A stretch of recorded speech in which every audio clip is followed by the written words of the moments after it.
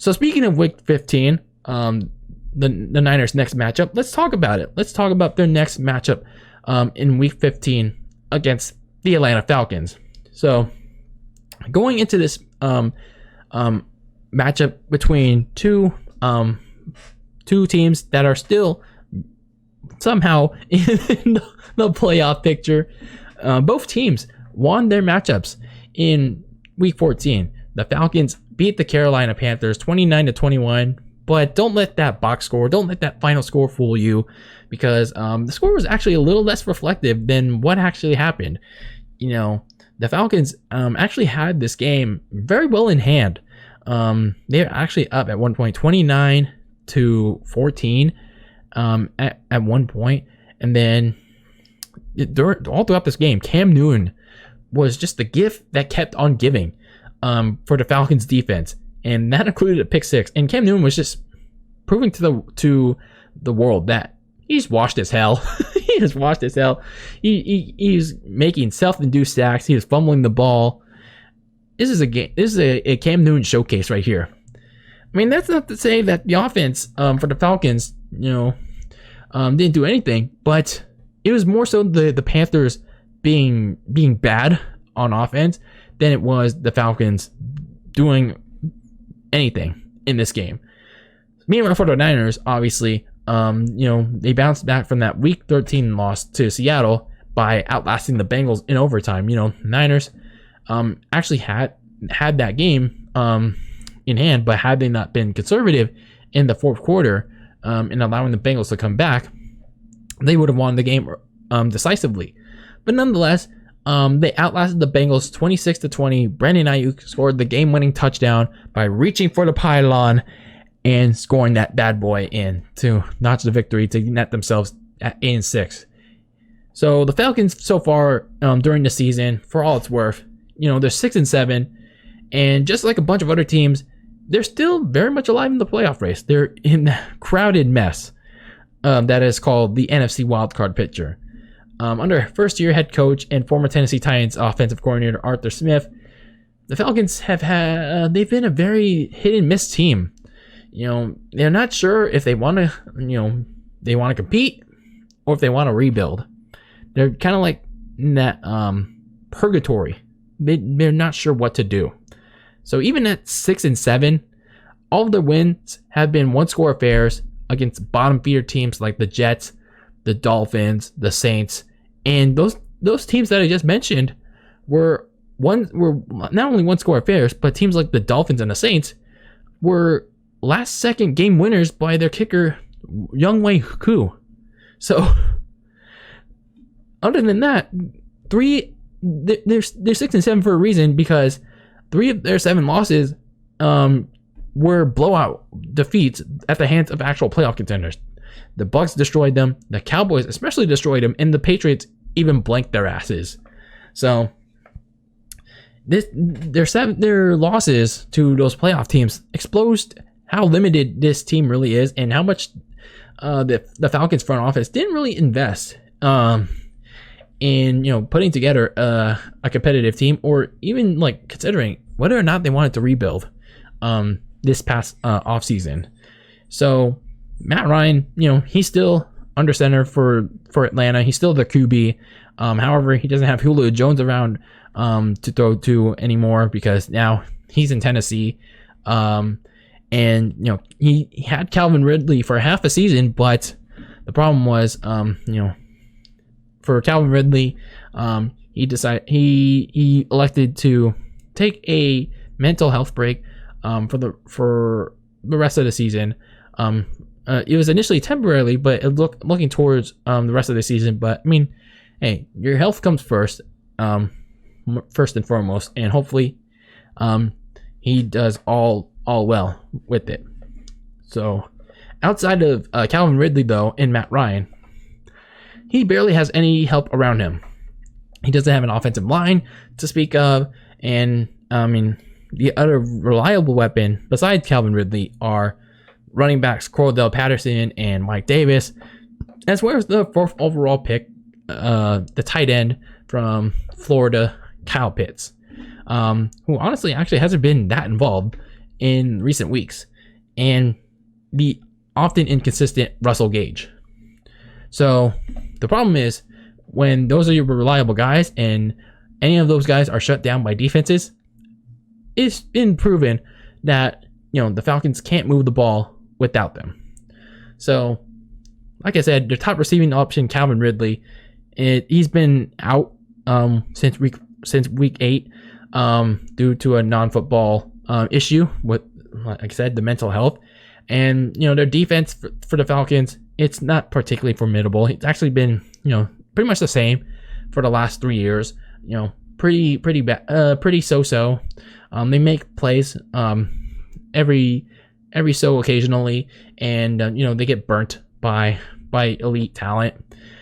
So they tend to give up a lot of big plays and a lot of points, especially against the cream of the crop, against the rest of the NFL. So in essence, the Falcons came into this season with subpar players on both sides of the ball. Again, this is a front office that wasn't sure whether they wanted to compete for a playoff spot or rebuild. They're not sure. So at 6-7, sure, there's some promising signs for head coach Arthur Smith for next year, but right now they don't resemble a contender, at least for this year. Like I said, recently they beat their division rival, the Carolina Panthers. They swept the season series 29-21, but again, that was a game where Cam Newton pretty much proved that he was washed as hell in that one by giving the gift that kept on giving, by handing out free sacks, free turnovers, a free pick 6 to the Falcons in that game. Meanwhile, for the 49ers, they entered this home matchup at 8-6. They currently sit as the 6th seed in the wild card race. They're coming off the heels of a heart-blood-inducing overtime victory over the Cincinnati Bengals in Week 14, 26-20. This is a game that they put on the heat on Joe Burrow, and Jimmy G actually had one of his best games with George Kittle. They went connection to connection. They actually were a good 1-2 punch in this game. And Brandon Ayuk came in clutch with that game-winning touchdown in overtime. And the Niners, they finished their 2-game road trip, splitting it at 1 apiece, losing to Seattle and obviously winning in Cincinnati. But if they want to maintain their place in the playoff race, like I said, they currently sit at the 6th seed. They're going to have to win out. And these teams that they're going to be facing, 3 of the 4 teams that they're going to be facing, they're beatable. They're very beatable. Even on a short turnaround on Thursday night against the Tennessee Titans, it's pretty beatable. So they're going to have to win out. And once they get to the Week 18 matchup against the Rams, we'll see what happens from there. And they also have to hope that the other bottom feeders, like the Eagles and Washington, who are going to pretty much devour each other alongside the rest of the NFC East, will, they will feast on one another. The Saints, they're pretty much done.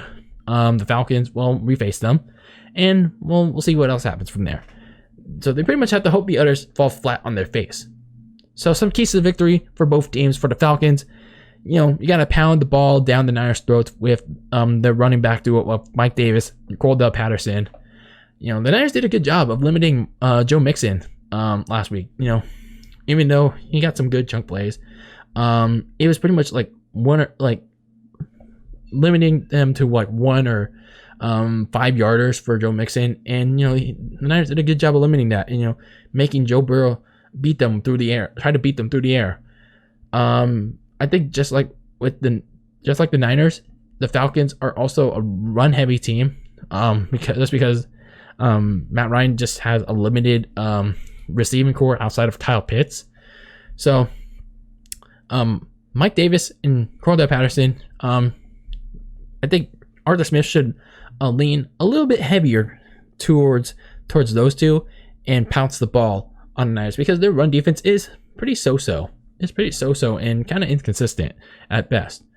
Kyle Pitts and Russell Gage, that little receiving tandem, they need to create separation against a bad Niners secondary. Like I said, time and time again, this Niners secondary is pretty bad.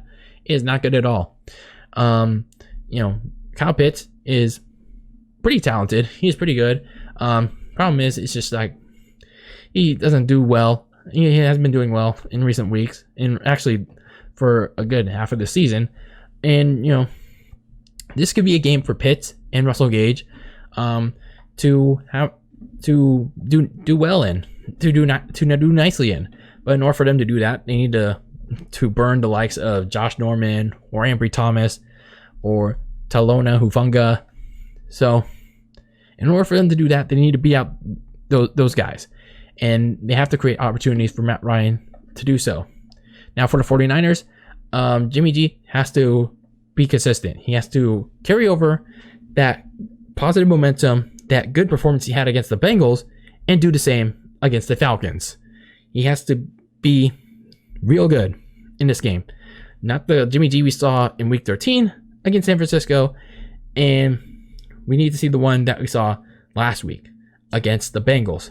You can't have a repeat of 2 years ago. Remember 2 years ago when Jimmy G played lights out against the New Orleans Saints in that thriller of a matchup, and then the following week, the Niners just shit their pants. They were like, pretty much, we're just not gonna play to our potential against a Falcons team that was pretty much all but done at that point, and they had Matt Ryan and Julio Jones and Calvin Ridley, and that's it. That was it in that game. So he can't have a repeat of 2 years ago where he just shit the bed. And then the secondary, they actually have to help out the pass rush, because the pass rush in the Cincinnati game, they were able to mask, at least for the most part, their issues. But the secondary actually needs to help them out against Atlanta's receivers. It's plain and simple. Our secondary is garbage. But the Falcons' offense is not that great either. And this is the Niners' chance before they head off to Tennessee on a Thursday night. This is the Niners' chance to get the secondary, some positive momentum. Have its corners and its safeties shadow route to route the Falcons' receiving core, and this should be like preparation for a big Week 16 matchup against the Tennessee Titans. Otherwise, like, what are you here for? What are they here for? So, prediction-wise, this is going to be a desperation game for the Falcons, and it could be so for the 49ers. The Falcons are going to be very desperate in this one. They're going to be wanting to go 7-7, try to get back in that playoff race, try to overtake Washington for the 7th and final playoff spot. But unlike 2 years ago, where the Falcons actually managed to upset the 49ers because the Niners just decided to lay an egg in that one, the Falcons don't have the talent, especially on defense, to pull off the trap upset again. They really don't. So unless the Niners just want to overlook them again, they just want to be like, oh no, we're not going to play. We're too good for the likes of Atlanta. Expect them to take care of their business and get an important playoff tiebreaker as they improve to 8-6 and they fly off to Tennessee on a Thursday night. So, what do you guys think will happen in this Week 15 matchup against the Atlanta Falcons at home? Let me know how you feel. However you can.